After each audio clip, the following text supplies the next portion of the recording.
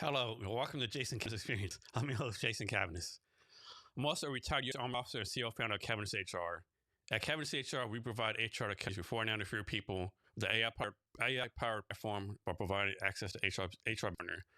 We have a few things going on right now with Cavness HR. One is we recently released a series of 7 ebooks based on 300 conversations I had on the Jason Cavness Experience. And also, we have the Build Cavness HR Club through different levels. And probably the biggest thing, we're doing a refund on Cavness HR right now. For more information on these things, just go to the QR codes on the screen. Our guest today is the incredible Lee Kindle. Lee, thanks for being here today. Oh my God, the honor is my bro. This is really cool. Hey, Lee, quick question. I always try to start with a softball question. How do you take care of yourself? What do you do for hobbies, that kind of stuff? Oh, wow. You know, this might be an odd answer, but I'm not wired right, Jason. Because, I'm all work, but my work kind of is my play. And so to answer that question, it's kind of like everything is blended in with what I do for work. So when, I try to keep my creative activities stimulating me, but they're always tied to work. So when I'm doing things out there, they're always somehow tied to moto and what I do in kind of the end game where I want to end up being. But I do love martial arts. I've studied martial arts my whole life, and but since my injury, I haven't been able to participate. But that is one thing I love to do that I haven't been able to do lately. So you hear people say work balance. Do you kind of cringe at that? It's interesting. I think the people that say that are people that are in a kind of that mental place of I'm getting a paycheck. Mm-hmm. Because I believe when you do what you love, it is your life. So that is work-life balance because you're really enjoying it. So it's almost seamless between the two. And I really enjoy what I do. So to me, I feel very balanced. But many people would say I'm a workaholic, but I just love what I do. So when is it work? Yeah, I agree. I mean, yeah. So one thing I follow in mind, this is my experience. Seems like making this up, sort of kind of like it's like 80% of the people out there, like working 9 to 5, and the other 20% that's where go, right? Like most people get tired working 9 to 5. We probably 5 or 9 p.m. at night, right? Or go. But and people like us, we kind of we're not copycat, complaining. We're the opportunity's not there because we haven't got it yet. A lot of these people working 9 to 5 complaining. They're like, where's my opportunity at? Well, there's a trade-off. You got to stop watching Netflix or you have to, all that kind of stuff. Absolutely. And, I think for me, when I was a kind of a paycheck 9 to 5 guy, my mindset was in that. But with the switch of my mindset, becoming an entrepreneur, the when you wake up to when you go down is mixed with both business and life, right? And you find balance in that, long 15, 16-hour grind, you can still find balance in that. Does your brain ever turn off? No. That is one of my, I guess it's a blessing and a curse, but I mean, even in the moment I lay down at the Haley, sit up just a bit more. Oh, even in the mornings in the evening when I lay down, it is, and I'm trying to close my eyes, my brain is still going 1,000 miles. It's very hard for me to slow the thing down.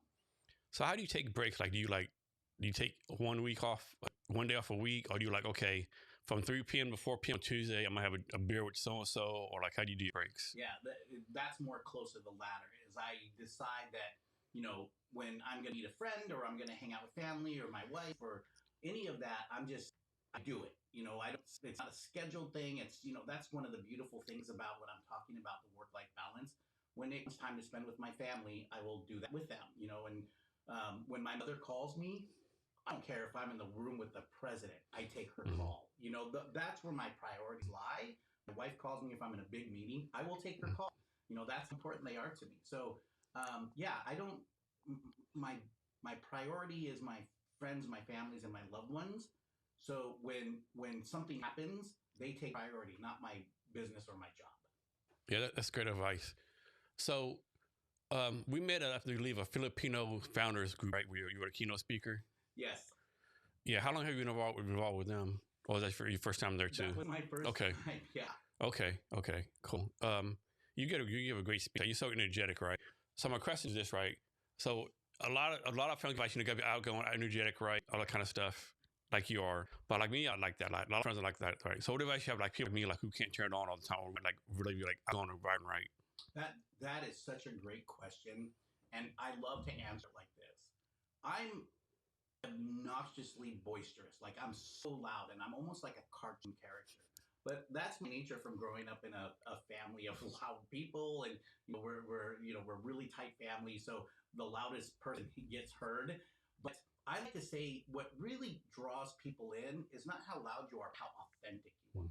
So if you're a quiet person, or you don't say a lot, if there's authenticity in what you say, people will find resonance in that and they will be drawn to you.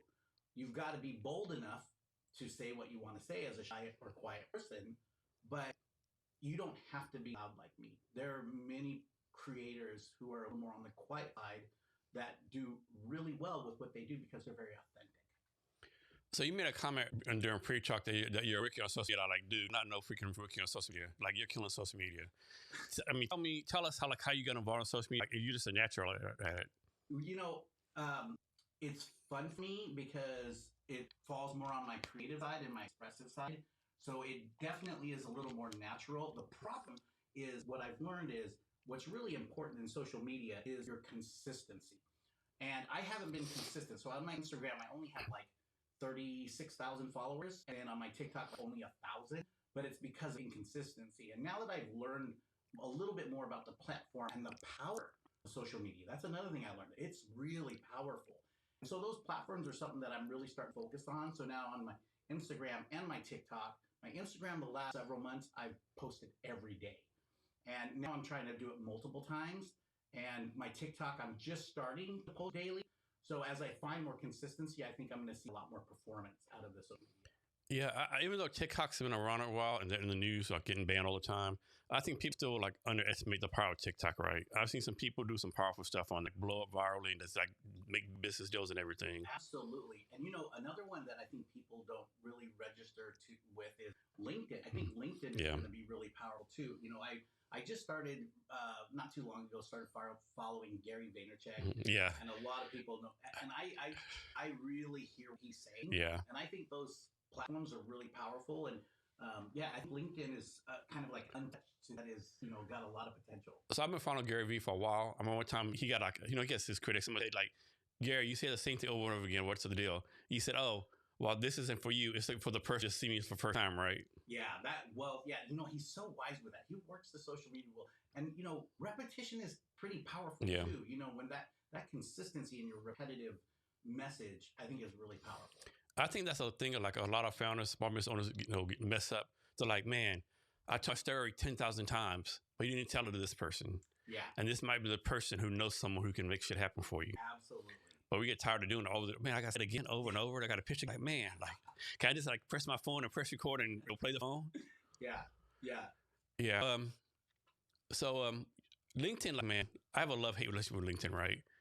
I think it's so good, but sometimes I did a post one time where I said, 100% sure when LinkedIn has a decision, okay, we have two things to do. We can make this the best user experience ever or make it trash. They pick to make it trash every time, right? Yeah. It's like the stuff they do, like Sales Navigator is trash. It's good to a point. Like, yeah, it's just so frustrating. As I explore it more, begin to learn, like, for example. And I say this as I'm doing live on LinkedIn. Yeah. It's live on LinkedIn. Yeah. Well, that's perfect. Yeah. The thing that I found about LinkedIn, I've been kind of experimenting. And I post some of my personal stuff on there too, just to kind of explore. And I'm seeing, I only get like 30 likes a time or something like that. But it does, I do notice people like to connect with the person a little bit more. Yeah. And that was kind of interesting because I thought it was all business. Yeah. But so as I explore that more, I think I'm going to lean a little more towards the personal side of business and see what that does. So I'm still playing around with it. But yeah, you're right. It could be ugly or it could be good. I guess it depends on the direction. So here's a good one for you. So I post a lot of stuff on LinkedIn, HR content, podcast stuff, and I don't get much like engagement or not really much, right? Like I think I should have like 20,000 followers on there, but never like. So one time this person, 20,000. Yeah, I wish. And then so one time this person, I don't know, she said connection, did a post, and it came on her feed, and she did on a plane ride in first class. She did a picture of some lady with their shoes off and their feet like up in the air on their feet. And she's like, how disgusting is this, right? People make comments.